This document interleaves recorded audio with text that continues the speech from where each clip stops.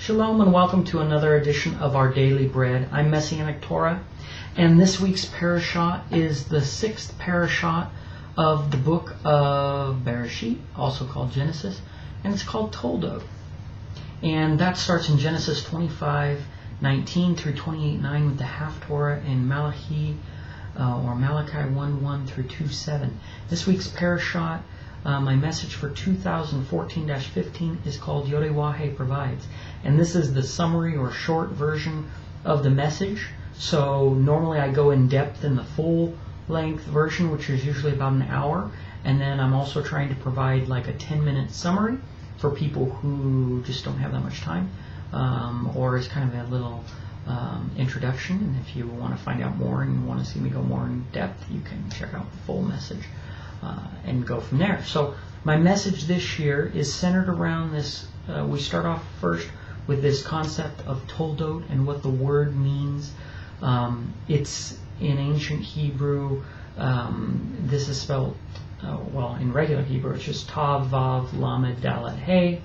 But in the ancient Hebrew pictographs, that can mean the end, secure teachings of the door revealed. And the door in the Torah is, Messiah says he's the door.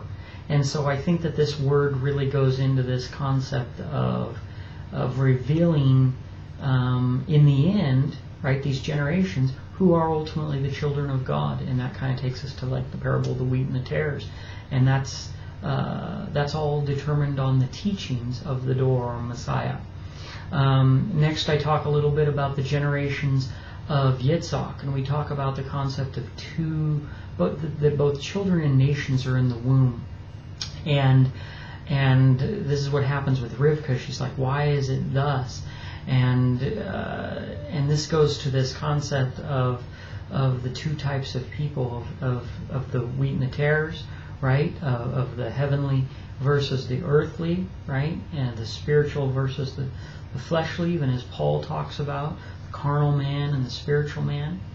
And this is what we're going to see. And we're going to see this contrasted by the concept that Yitzhak was an inside man or not Yitzhak, but Yaakov was an inside man, says dwelling in tents, the description of him, whereas Esau was a man of the field, a hunter. He's an outside man.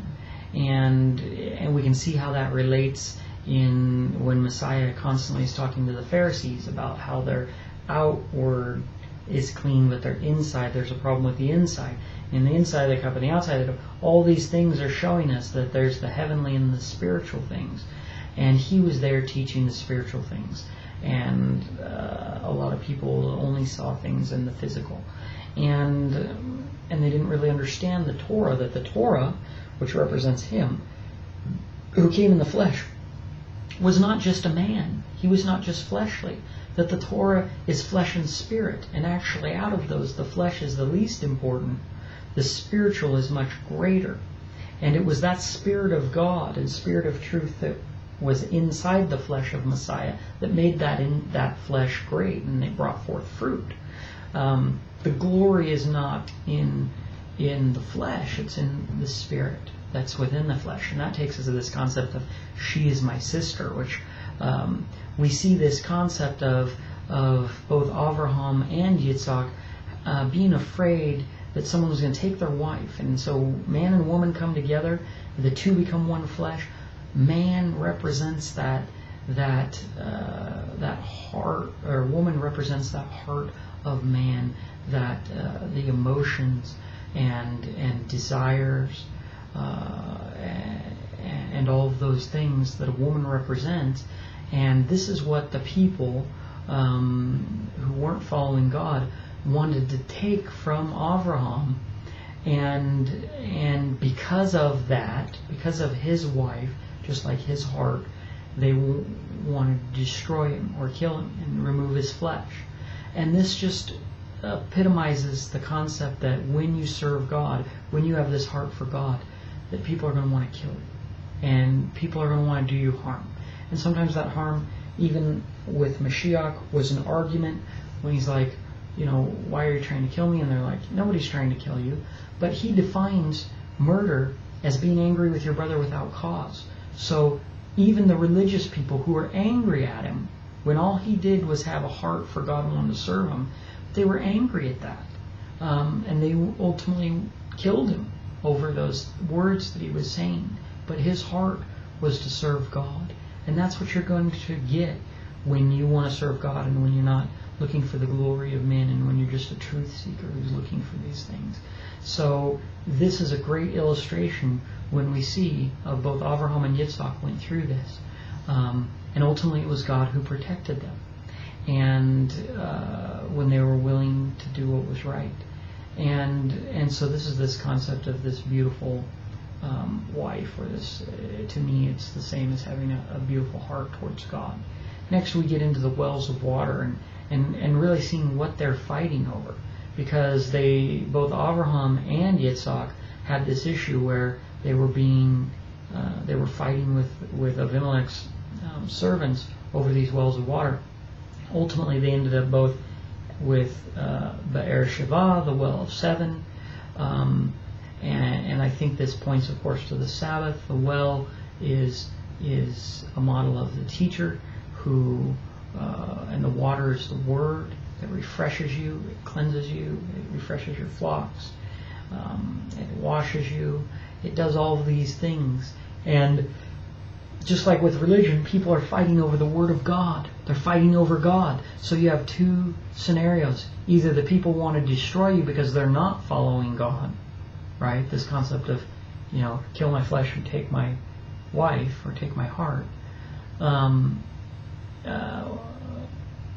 You have that side, and then you have the side of the religious people that will fight among you in this concept of the wheat and tares over the Word of God and over Messiah, and who's, is it the Jews that they're the chosen people, or it's the Christians that've got Jesus, it's the Old Testament, it's the New Testament. All of these things are fights over the source of life and the source of blessing. And so we have all of these things going on. And ultimately it's the one who obeys God that gets that promise and gets that special well. And that's what this whole thing's about. Because all of it, when you watch Avraham and you watch Yitzhak and you see these patterns repeating, they both, she's my sister, they both dealt with Abimelech, they both made the covenant, they both fought over the wells, and they also both favored their firstborn over the one that was ultimately chosen. So Avraham, said, that Ishmael might live before you, when he's being told about the promises going to Yitzhak and that. And then we have the same thing that Yitzhak loved Esau, right? And Rivka loved Yaakov.